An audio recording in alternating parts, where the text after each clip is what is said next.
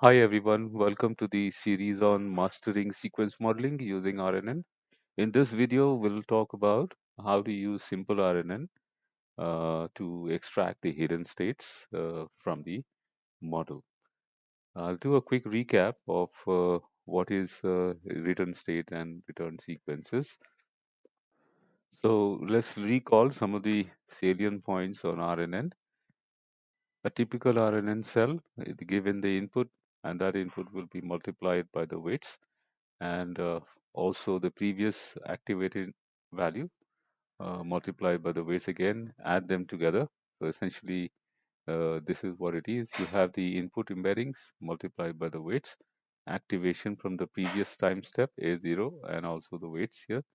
You add them together plus the bias term, and then nonlinear transformation, either tan H or ReLU. So this is called hidden state, and this hidden state will be used for each of the time step, and we are interested in extracting the hidden state from each of the time step. The meaning of the hidden state is it's going to persist information from left to right. That means given a sequence of words, the time step number 10 will persist or will have the memory of the previous 9 words plus the current 10th word. So that's the meaning of the hidden state. So that's what we will be interested in extracting by using the simple RNN model in Keras. Similarly, you can also get the activation at the output level. Again, one more level of linear transformation, activation, and then multiply by the weights here, WYA, and then apply the nonlinear transformation, either sigmoid or softmax. These two are called hidden states. One at the hidden level layer, the hidden layer, and the other one is the output layer. How we do it? By using the Keras parameter called return sequences. By default, it is set to false, but you can turn it to true and false depending on the use case. So when you set it to true, you're going to get the Keras is going to return the hidden state from each of the time step. Return state, on the other hand, it returns the final hidden state at the end of the sequence. Both of these are important in different applications. We will talk about how they are used in certain scenarios in the use case demo that I'm planning to do after this. So one of the use case that I'll be doing is text classification or sentiment analysis. And there I will show you how to use return state or how return state is being used in text classification. Let's look at a typical RNN and try and understand how the return sequences and return state would actually work. So if you look at this particular configuration here, this is a typical RNN. In fact, both of them are standard RNN. Here, the input is being provided, each of the time step, and the hidden states are being computed and also aggregated. And finally, you have the hidden state. So this is called return state. This you get by setting the return state equals to true. If you want the computed values, so essentially the activation A1, A2, A3, and this is, let's say, A0, these are obtained by setting the parameter called return sequences equals to true. Okay, uh, so that's the basically that is what we will be doing in the Keras configuration. So let's take a look at the code here, the Keras, and the model that we will use is simple RNN and lots of parameter, but we are only interested in the return sequences and return state. Okay, so this is the return state and return sequences. By default, both of these are set to false.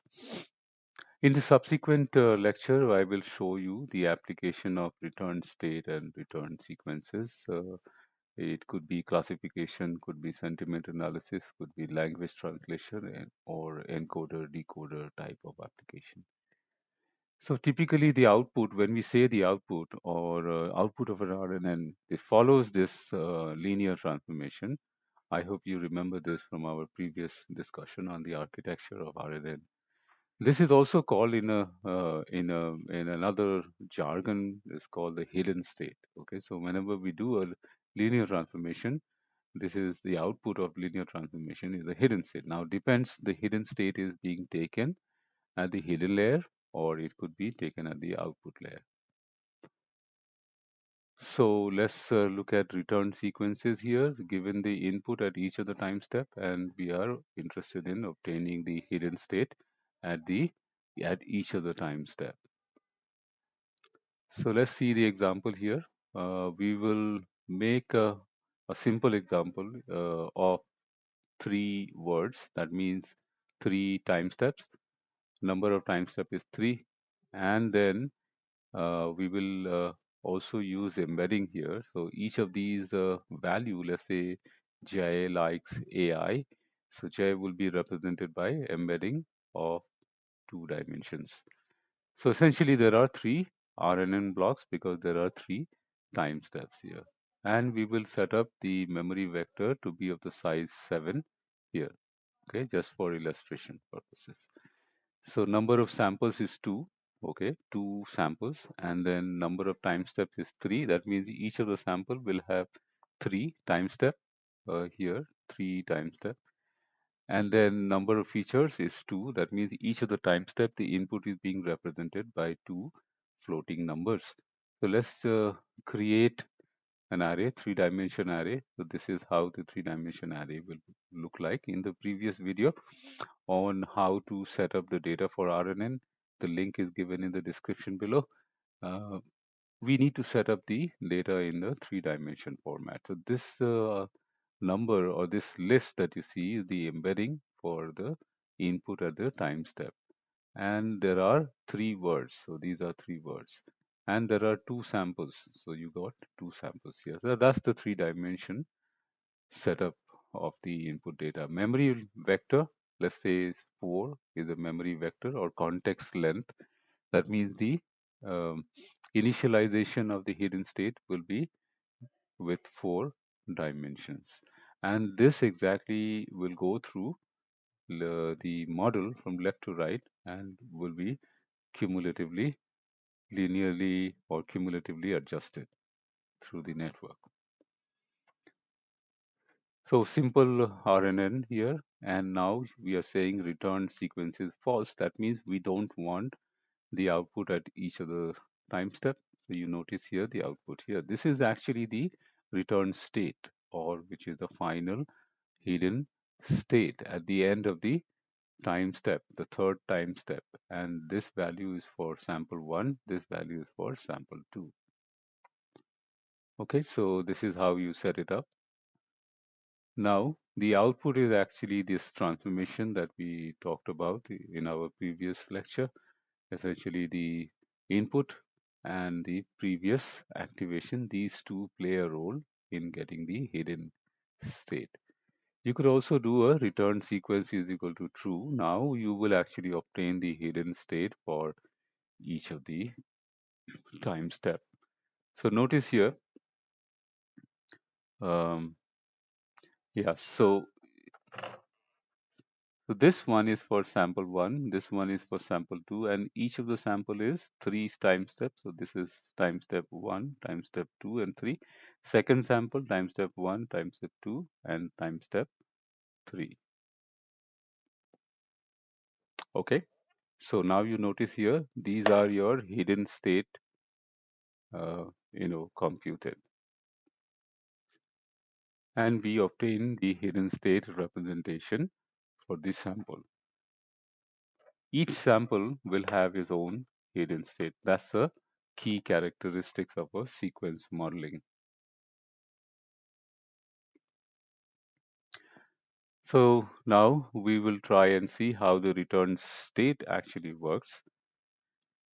by setting true and false. So the first example is very simple. You set it to false, the return state false, and returns sequence is false. This is the default behavior of the simple RNN, and you're going to get the final hidden output or at the end of the third time step. This is what you saw in the previous example also, right?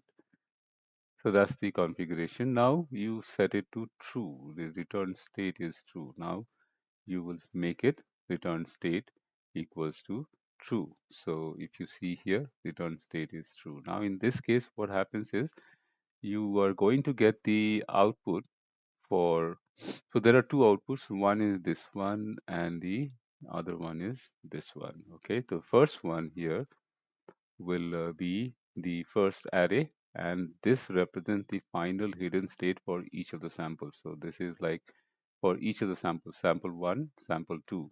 Okay, and that's how it is. And similarly, the second array, this represents the entire sequence of hidden state for each sample.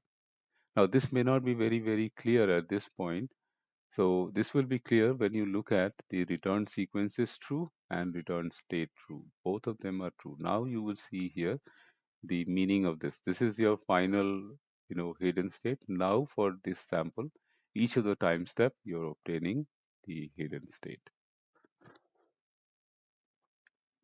Okay, so that's pretty much it. In the subsequent lecture, I'll actually show you how to build an NLP application by utilizing return state and return sequences. Thank you for your time. We'll see you in the next lecture.